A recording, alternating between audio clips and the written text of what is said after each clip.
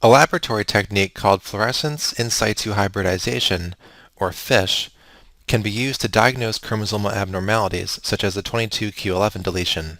On the left here, we can see normal cell nuclei which are being stained with probes that target specific chromosomal regions. The red probe targets 22q11, and the green one is for a part of an unaffected chromosome. It's basically being used as a control here. Notice that there are 2 red dots and 2 green dots, since there are 2 copies of each chromosome.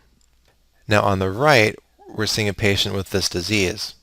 Here we can see that there's only 1 red dot instead of 2, which means that the other chromosome has a deletion at this region. Deletions involving chromosome 22 at q11 can lead to several symptoms due to dysfunctional development of the 3rd and 4th branchial pouches. So what do these 3rd and 4th branchial pouches do? Well, as we'll talk about in the reproductive chapter, the 3rd branchial pouch develops into the inferior parathyroids and the thymus, and the 4th branchial pouch develops into the superior parathyroids. And as a review, what do the parathyroids and thymus do?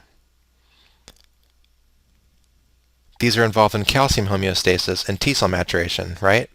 So if you don't develop these organs properly, you'll have problems with calcium homeostasis and T-cell development.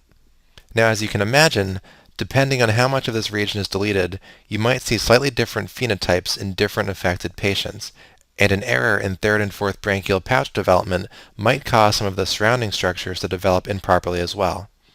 So the variable presentation of this syndrome includes a cleft palate, abnormal facial features, thymic aplasia, which again causes a T-cell deficiency, cardiac defects, and hypocalcemia secondary to parathyroid aplasia. You can remember these using the mnemonic catch-22, since again this is the chromosome 22 deletion.